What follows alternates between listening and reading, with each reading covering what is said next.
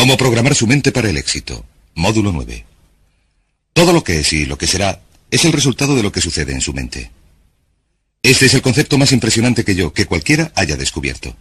Usted puede modificar de manera espectacular las realidades externas de su vida si cambia las actitudes internas de su mente, como dijo William James. Ya hemos hablado sobre las diversas leyes. La ley de las creencias, que sus creencias se convierten en sus realidades, que usted ve el mundo según lo que crea que constituye la verdad sobre el mundo. Las creencias crean el hecho real, según piense el hombre en su corazón o la mujer en su corazón, así serán. También sabemos que la ley de la correspondencia dice que su mundo externo siempre se corresponderá con su mundo interno. Esto significa que hay algo en su mundo interno que se corresponde con todo lo de su mundo externo. Esto es lo que dijo el gran Emmett Fox cuando habló sobre el equivalente mental. Dijo que todo en nuestra vida exterior tiene un equivalente mental en nuestra vida interior. Para cualquier cosa que quiera ver de un modo diferente en su vida exterior, deberá suministrar primero el equivalente mental interno. La ley de atracción dice, cualquier cosa que ocupe su mente de manera continuada, la atraerá hacia sí. Sus pensamientos dominantes establecen un campo de fuerza de energía que atrae a su vida a las personas y las circunstancias que usted necesita. Esto lo comento por el siguiente motivo. La mayoría de la gente se pregunta cómo podrá lograr un trabajo mejor, una relación mejor, cómo podrá averiguar la información que necesita o conseguir la educación que necesita, etc. No tiene que preocuparse al respecto. Lo que ha de hacer es dejarlo claro en su mente.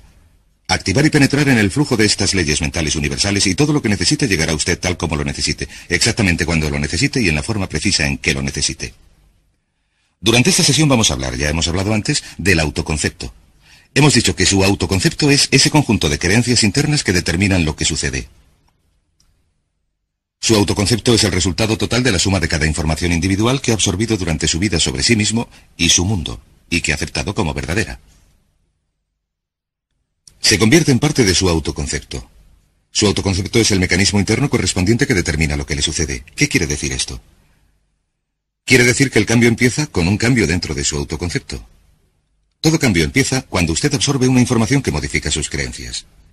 Ahora bien, las creencias son lo más difícil de cambiar, porque las defendemos con gran energía. Tenemos que estar dispuestos a renunciar a nuestras creencias autolimitadoras. Tenemos que estar dispuestos a examinar nuestras creencias sinceramente. Recuerden que hemos hablado del autoconocimiento. Tenemos que estar dispuestos a examinar nuestras creencias sinceramente y a decirnos, ¿me sirven estas creencias? ¿Es esto lo que quiero ser? ¿Es esto lo que quiero hacer? ¿Es esto lo mejor que puedo conseguir? Y uno empieza a cuestionar sus creencias y a cambiar su autoconcepto al absorber una información nueva que evoluciona hasta convertirse en un nuevo concepto. Y esto nos lleva a un concepto llamado la psicología del devenir. La psicología del devenir dice que cada uno de nosotros está en estado de crecimiento y cambio continuos. Nuestros autoconceptos y nuestras creencias se están modificando sin cesar. Por ejemplo, de niños creíamos un conjunto de cosas acerca del mundo de los adultos. De adolescentes, otro. Recién cumplidos los 20 años, creíamos otras cosas. Y según crecemos y evolucionamos, vamos modificando nuestras creencias y autoconceptos. Cambiamos nuestra propia imagen, cambiamos nuestra forma de ver el mundo, de manera que estamos en proceso de devenir. Esto sucede continuamente y es algo así. Es como una mata seca que lleva el viento. Está evolucionando y cambiando continuamente, pero siempre en la dirección de su meta predominante, siempre en la dirección de aquello en lo que está pensando más intensamente en ese momento. Por ejemplo, un alcohólico o un toxicómano también está haciendo que evolucione y cambie la dirección de su meta predominante porque piensan en su adicción todo el tiempo. Y si usted desea evolucionar y crecer rápidamente, tiene que dejar bien claras estas metas. Las tiene que precisar. Tiene que intensificarlas y pensar en ellas todo el tiempo. A veces, si estudiamos a las personas que lograron grandes éxitos a una edad temprana, averiguamos que tuvieron una obsesión, una preocupación total por un aspecto o campo concreto durante mucho tiempo. Mientras que otras personas, que quizás son mucho mayores, nunca han experimentado una sensación intensa, nunca se han centrado en nada que hayan deseado lograr. Hay dos obstáculos para esta psicología del devenir. El primero se denomina la meóstasis. La meóstasis es el deseo de consistencia. Es un deseo natural de la mente de ser consecuente con lo que ha sucedido en el pasado. Si quieren, nos gusta mantener el status quo. Hay personas que dicen, así es como lo hemos hecho siempre, aquí lo hacemos así, etcétera, etcétera. Hay que vigilar la meóstasis porque lo que hace es que nuestra manera de pensar sea rígida e inflexible. Y la otra es la psicosclerosis. La psicosclerosis es sencillamente el endurecimiento de la actitud. El endurecimiento de la actitud. La gente con psicoesclerosis desarrolla lo que se conoce como ideas fijas. Las ideas fijas llevan a la rigidez y a no estar dispuesto a cambiar. Ambas nos llevan a quedar atascados en la zona cómoda. Recuerden, la tendencia natural de todo comportamiento humano consiste en empezar a hacer las cosas de una manera específica y luego quedar atascado en una zona cómoda. Uno queda atascado en una zona cómoda, en una relación incluso si no es feliz, en un trabajo incluso si no está satisfecho, en un determinado nivel de ingresos incluso si no es suficiente. Hay que luchar contra la zona cómoda porque la zona cómoda se convierte rápidamente en una rutina, en un surco que seguimos, y se dice que el surco se convierte en una tumba. La única diferencia entre un surco y una tumba es la profundidad. También se ha dicho que el surco no es más que una tumba con los extremos borrados, así que pongan mucha atención porque la gran mayoría de las personas de nuestra sociedad tienden a evolucionar de manera natural hasta establecerse en una zona cómoda. Se convierten en los inflexibles paladines del status quo, caen en la rutina e incluso cuando el cambio sería bueno para ellos, no cambian nunca. Esto nos lleva a los dos grandes poderes que controlan todo lo que nos sucede. Y el primero es el poder del amor. El poder del amor es el que da forma a su personalidad y da forma a su destino. El poder del amor simplemente significa que todo lo que hacemos lo hacemos o para obtener amor o para compensar la ausencia de amor. Antes dijimos que la personalidad completa del niño se forma de acuerdo con la calidad y la cantidad del amor que recibe, y que todos los problemas del adulto son el resultado del amor retenido. Retenido por nuestros padres, quizás retenido de la gente cuando crecemos. El otro poder es el poder de la sugestión. El poder de la sugestión actúa a lo largo de todas nuestras vidas. El poder de la sugestión es muy fuerte. Lo que hace es empezar a actuar sobre nosotros casi desde nuestro nacimiento, a veces desde antes. Y el poder de la sugestión nos da forma. Esto significa que cada uno de nuestros pensamientos, lo que oímos, lo que vemos, tocamos, gustamos o olemos, todo lo que nos afecta de cualquier manera, produce un efecto sobre nuestra personalidad. Lo decimos así. Decimos, cada cosa cuenta. Todo cuenta, y especialmente cuando nos hacemos adultos, recuerden que todo cuenta. El adulto medio occidental ve entre 20 y 25 horas de televisión por semana. El jubilado medio ve unas 7 horas de televisión, y el niño medio ve entre 3 y 4 horas de televisión al día. ¿Saben que el director gerente medio de una empresa americana media ve menos de 5 horas de televisión por semana? Ahora permítanme que les haga una pregunta muy sencilla. ¿Creen que existe una correlación entre el número de horas de televisión que ve una persona y el éxito de esa persona? ¿Creen que las influencias por sugestión de los libros, las revistas, las cintas magnetofónicas, los cursillos, los seminarios, la gente, los programas de televisión, etcétera, que ustedes ven, escuchan, leen, con los que viven de manera continuada, creen que estas influencias de sugestión producen algún efecto sobre su futuro?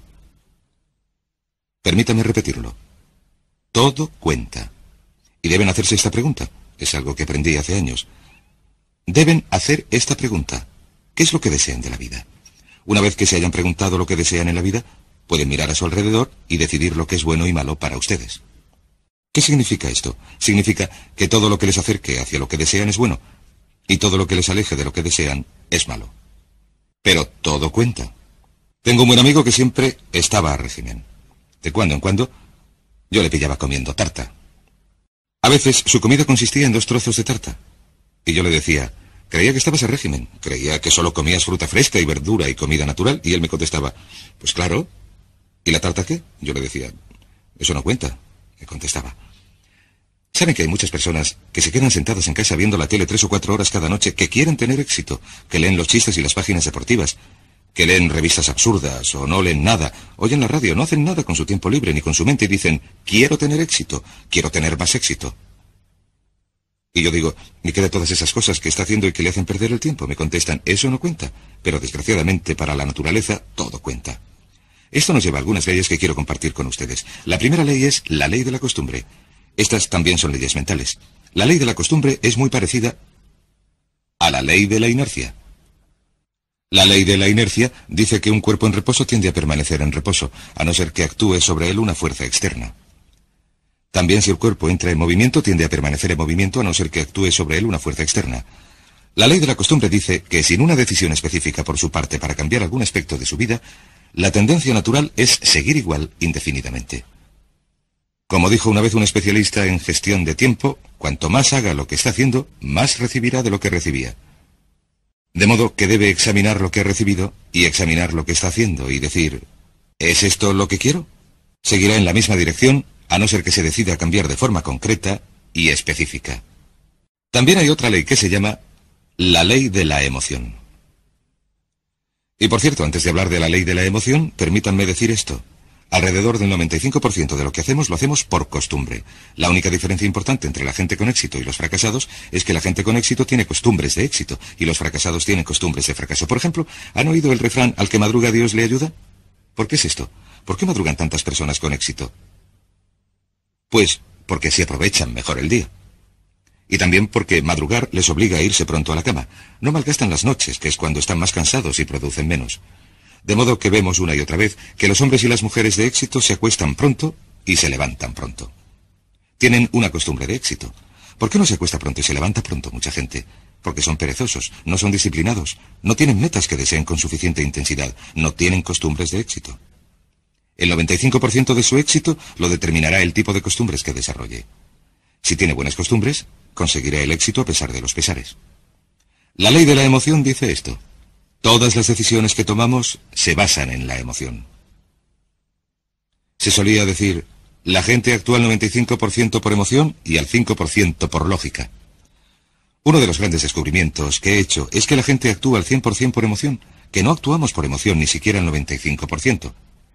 Cada decisión que tomamos se basa en la emoción. Si alguien dice, esto es lo lógico, lo que quiere decir es que, aunque parezca lógico, lo que sucede es que aquello está más cargado de emoción. La ley de las emociones dice que todas las decisiones que tomamos son emocionales. Y dice también que una emoción fuerte domina a una más débil. Una emoción fuerte domina a una emoción más débil. Así que la emoción más fuerte será la emoción dominante. Y determinará lo que uno haga. Toda acción viene determinada por la emoción predominante en ese momento.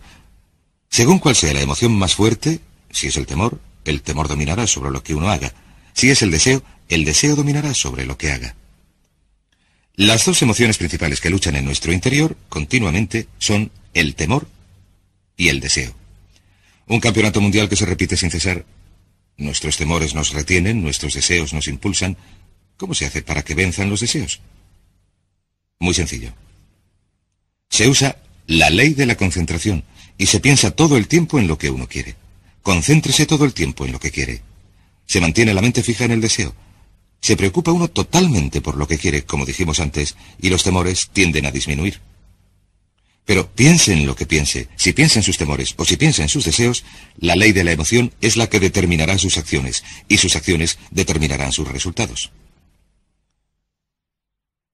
Esto nos lleva a otra ley que se llama la ley de la expresión. Esta ley de la expresión es muy interesante. Esta ley de la expresión es muy antigua, anterior incluso a una cita de Aristóteles. Todo lo que se imprime se expresa. Todo lo que se imprime se expresa. Todo lo que se imprime se expresa. ¿Qué significa esto? Voy a sentarme hasta que esté limpio el encerado. Significa sencillamente esto. Todo lo que por cualquier motivo se imprime en su psique, venga de la fuente que venga, todo lo que se mezcle con la emoción y se incorpore a su autoconcepto, con el tiempo se manifestará como parte de su personalidad y parte de su realidad. Dice en efecto que vemos el mundo a través de nuestro autoconcepto. Lo que vemos realmente es nuestro concepto del mundo. No creemos lo que vemos, sino que vemos lo que creemos. Lo que se haya imprimido en su mente como un hecho, como una verdad, como una realidad, se manifestará en su realidad o se expresará en su mundo, porque es lo que verá. Si ve que cierto tipo de personas son buenas, entonces verá bondad en esas personas. Si cree que los miembros de un partido político son imbéciles, todos los miembros de ese partido político le parecerán imbéciles, incluso los más sabios e inteligentes. Si cree que la oportunidad está presente en todas partes, verá oportunidades en todas partes. Si cree que controla totalmente su destino, entonces verá indicios de esto. Si se cree una persona popular, valerosa, confiada, con influencias, entonces actuará de manera consecuente con esa creencia y verá sus manifestaciones a su alrededor. He leído un caso interesante hace poco. Una adivina convenció a un joven de origen humilde que no tenía ninguna confianza en sí mismo de que era la reencarnación de Napoleón Bonaparte. Es una historia maravillosa, una historia verídica. Empezó a creerse que era la reencarnación de Napoleón Bonaparte. Se fue a la biblioteca y estudió a Napoleón. Lo averiguó todo sobre Napoleón. Empezó a andar, a hablar y a actuar como Napoleón, y a pensar como Napoleón. Empezó a imaginar grandes planes que Napoleón habría imaginado. Empezó a actuar valerosa y confiadamente ante la incertidumbre como lo habría hecho Napoleón. Con el tiempo llegó a convencerse totalmente de que aquella persona tímida y reservada era de verdad la reencarnación de Napoleón. Mejoró su carrera profesional. Le dieron aumentos, le promocionaron. Cambió su forma de vestir, empezó a hablar con más confianza y cuando llegó a averiguar que la adivina le había engañado, había llegado a ser un hombre de negocios muy próspero. Muy interesante. Todo lo que queda impreso y se acepta, se manifiesta. Esto nos lleva a una ley mental importantísima. Es la que se conoce como la ley de la inversión. Cuando supe de esta ley por vez primera, me impresionó tanto que quería ocultarla y esconderla y no hablar de ella a nadie. Esta es la primera vez que explico esta ley a alguien en cualquier forma. La ley de la inversión dice sencillamente esto. Si uno logra un determinado nivel de éxito, un determinado nivel de salud, una determinada calidad de relaciones, entonces esa calidad de relaciones creará un estado subjetivo. Un estado subjetivo significa sentimientos, un estado emocional. En otras palabras, si uno gana un premio, siente que es un ganador. Si uno se enamora, siente que es un amante.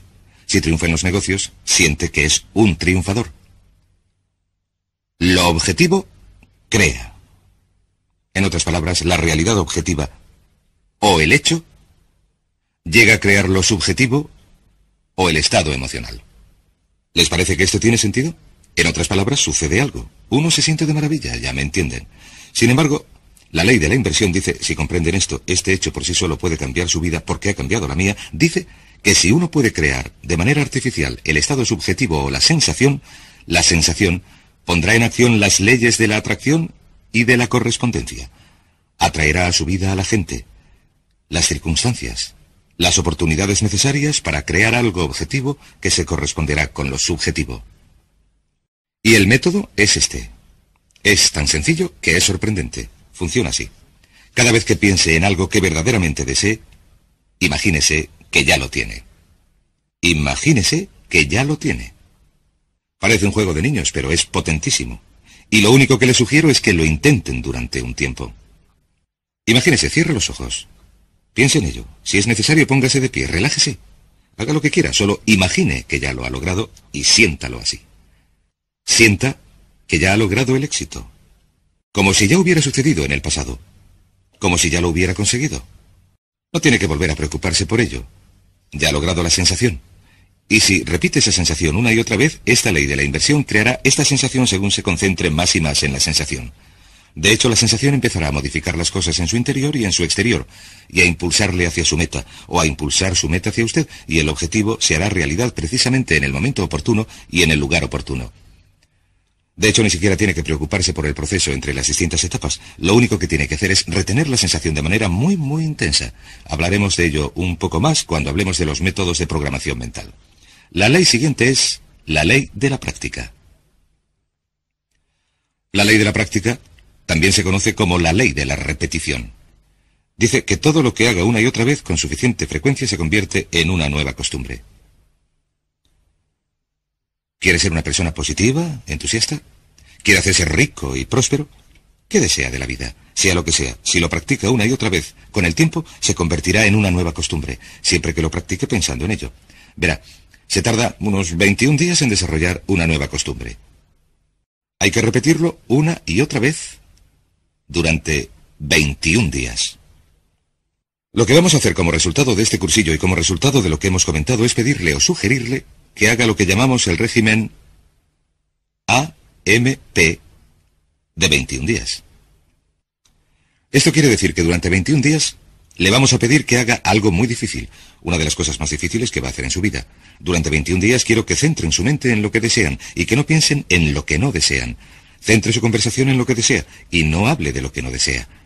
Centre sus sueños, su imaginación, sus pensamientos, sus sentimientos. Centre todo su entorno en lo que desea. No piense en lo que no desea. Es muy sencillo, no es complicado. Es una de las cosas más difíciles que hará en su vida. ¿Por qué hablamos de 21 días? Por una buena razón.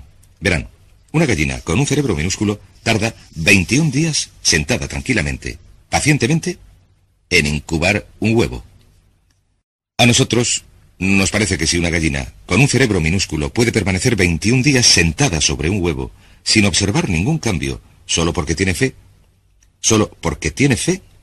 21 días pasa sentada sobre el huevo, entonces probablemente podemos pedir a unos adultos con un cerebro que pesa 1,5 kilos, con entre 12.000 y 20.000 millones de células, y con capacidad para recordar y retener todos los conocimientos de la humanidad, si se pudiera introducir una sonda en su cerebro, ¿podemos pedir a esos adultos que perseveren durante 21 días? Si puede seguir un régimen de actitud mental positiva durante 21 días, centre en él su mente. Su meta es convertirse en lo que llamamos una persona puramente positiva. Una persona puramente positiva. Porque sabe que si es una persona puramente positiva, si sus conversaciones, sus actos y sus relaciones son puramente positivos, lo que llamamos una persona PPP, y si practica esto durante 21 días, verá que su vida cambiará. Todo cambiará a su alrededor. Su salud, sus relaciones, su trabajo, sus oportunidades y todo lo demás. Es sencillo, pero no es fácil. Si lo puede hacer, si lo puede practicar, se convertirá en costumbre. Incluso la propia ley de la inversión, la propia ley de la emoción, la propia ley de la costumbre, empezarán a cambiar. ¿Cuáles son las 4 cosas que necesita para que se opere este cambio importante? Primero, necesita el deseo. El deseo es el punto de partida para cualquier cambio. La pregunta más importante que uno se tiene que hacer en la vida es: ¿hasta qué punto desea lo que desea? ¿Hasta qué punto lo desea? ¿O lo desea de verdad? Verán, hay montones de personas que desean montones de cosas, pero ¿hasta qué punto las desean? Si las desea muchísimo, si las desea con intensidad, entonces nada en el mundo podrá impedir que las logre. Hay una interesante anécdota sobre Sócrates. Sócrates hablaba con uno de sus discípulos que le decía: «Tengo sed de saber, ¿qué puedo hacer para aumentar mis conocimientos?». Y Sócrates le contestó: «El conocimiento es algo que está al alcance de todos. Es fácil de obtener si de verdad lo deseas». El discípulo contestó: «Estoy seguro de que lo deseo de verdad». Y Sócrates le dijo: «Ven conmigo», y le llevó al mar. Y se metió con él en el mar Egeo.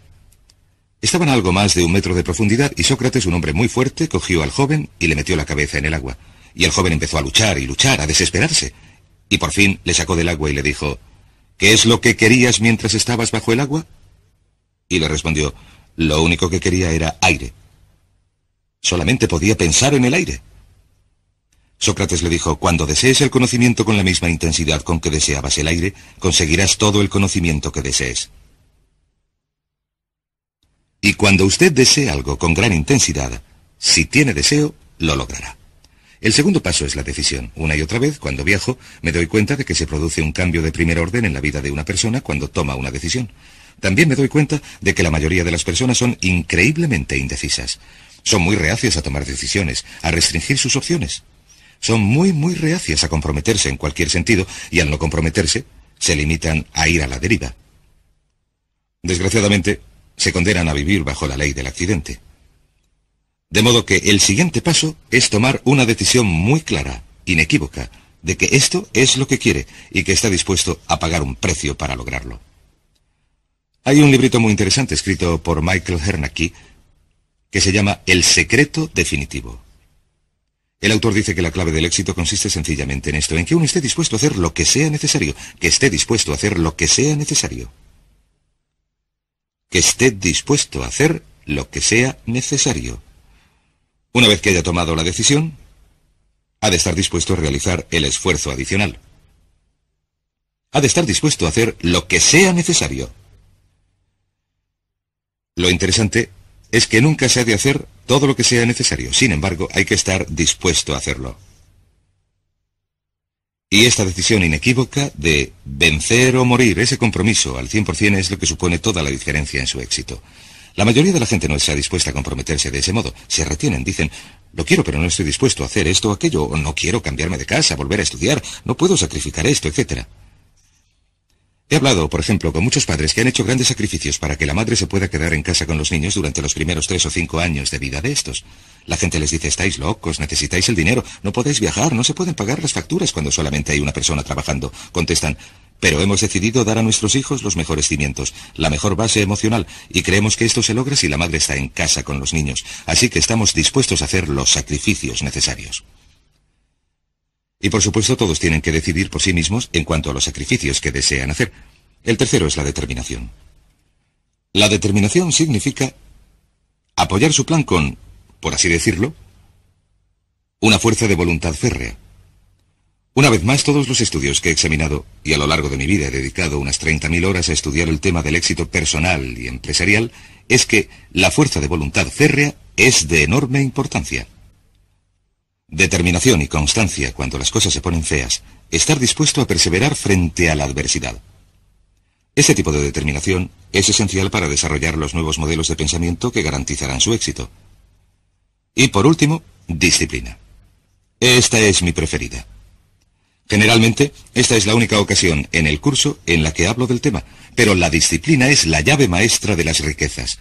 La disciplina es la llave maestra de las riquezas. La disciplina, estar dispuesto a hacer lo que uno sabe que debe hacer, cuando lo debe hacer, le guste o no, es la clave esencial de su éxito. ¿Por qué fracasa la gente en la vida? No es un milagro, no es un misterio. El motivo por el que la gente fracasa es porque no están dispuestos a hacer lo que sea necesario, no están dispuestos a pagar el precio. La mitad de las veces, 3/4 partes de las veces, no saben lo que quieren. Y los que lo saben, no son capaces de imponerse disciplina, de modo que la próxima vez que esté sentado viendo la televisión, la próxima vez que vaya en coche oyendo la radio en lugar de oír programas en cintas magnetofónicas, pregúntese sinceramente, en relación con la vida maravillosa que podría disfrutar, en relación con todas las cosas que desea, ¿me está acercando esto a mi meta o me está alejando de ella? Porque la verdad del asunto es que todo le acerca a su meta o le aleja de su meta, que nada es neutral, todo cuenta, que el tiempo pasa, el tiempo vuela. Ahora mismo, el reloj está haciendo tic-tac. Un buen amigo mío decía, recuerda que la vida no es un ensayo, es la función real. Y lo que uno se tiene que preguntar es, ¿soy sincero cuando digo que soy y tengo y hago todo lo que me es posible? Si sigue un régimen mental de 21 días, un régimen de AMP, si centra sus pensamientos en lo que desea durante 21 días, si practica la ley y desarrolla nuevas costumbres, si repite las cosas una y otra vez, practica la ley de la inversión, y se imagina como la persona que desea ser, y practica la ley de la expresión, que todo lo que se imprime en su mente se expresa, se manifiesta en su realidad, verá que se producen cambios espectaculares en su vida, a veces mucho más deprisa de lo que se pueda imaginar ahora. Créame, yo lo sé. He intentado y probado todo lo que les recomiendo. Miles de antiguos alumnos míos lo han hecho y han logrado resultados estupendos. Serán estupendos también para usted. Hablaremos más de ello durante el siguiente módulo.